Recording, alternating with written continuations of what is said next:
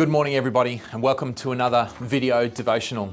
All term we've been looking at the idea of what it means to be respectful and to treat each other in a way that we would want to be treated. Today I want to talk to you about grace in action. The verse I want to draw from today comes from Ephesians. It's written by Paul and he was speaking to one of the churches that he had started to work with and started to build. And in Ephesians chapter 4, verse 32, he says, "Be kind and compassionate to one another, forgiving each other, just as in Christ God forgave you." There are some massive concepts in that. Be kind and compassionate to one another. We understand that, what it means to be kind, what it means to be compassionate. Forgiving each other, we understand some of that. But this action of doing that just as in Christ God forgave you, that's massive. That is huge and something I want to spend some time getting you to think about today and every day that follows. Grace is a word that sometimes we talk about here at school, and maybe you've heard that talked about in other conversations, but it has to be more than just a word we use in a discussion. Grace is something we talk about at church, we talk about at school, but it's got to be something that we actually live out. And what does that look like? When we show grace, we actually reflect the heart of God towards the people around us. Grace in action, it looks like kindness when somebody doesn't deserve it. Grace in action looks like compassion when somebody is hurting. And grace in action looks like forgiveness, even when it's difficult for us to do. So respect for the people around us isn't just about being polite, it's about going beyond. It's about treating others with dignity even when they've made mistakes. It's about treating people with grace even when they've made mistakes. And that's what grace does.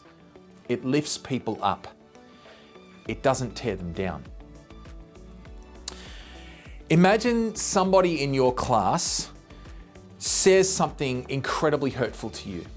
It's something that really, really digs in. Your first reaction, quite often, our first reaction in those moments is to snap back, to hold a grudge. But grace, and grace worked out in our daily lives, actually invites us to pause, to forgive, and to respond with kindness, even when the other person doesn't deserve it. It doesn't mean ignoring the hurt. It doesn't mean ignoring the fact that somebody's done something wrong, but it means choosing to respond in a way that reflects who Jesus is. Jesus showed grace to me, and he has shown grace to you when we didn't deserve it. He's forgiven us.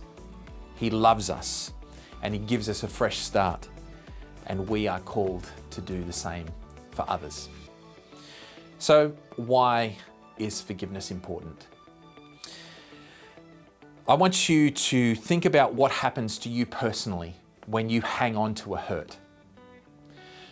Let's say, for example, you've said something really horrible to me and I sit there and I'm hurt about it and I really let it spin around in my brain until it brings me down. When I allow that to happen, when I don't forgive, when I allow it to sit in my brain and sit in my heart and bring me down, who's suffering there? Is it the person who hurt me or is it me? You and I both know the answer is me.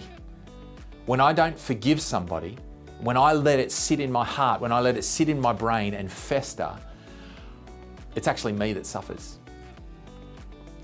So forgiveness actually helps us to heal and helps us to move forward. So what about compassion? When we show compassion to somebody who's hurting, what it actually does is it helps us to move forward with dignity and it helps them to move forward with dignity. It changes the way we respond to somebody. We start to go, you know what, I care about this other person. I'm going to take a little bit of ownership in making sure they're okay.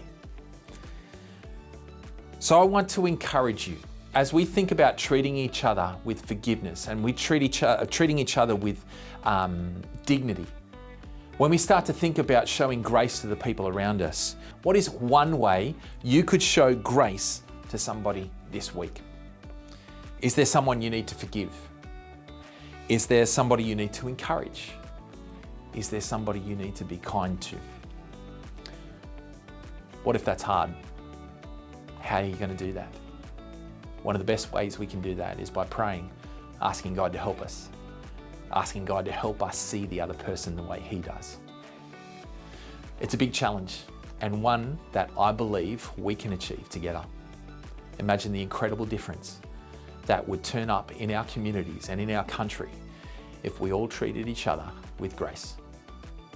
God bless you as you make every effort to do so. Have an awesome week.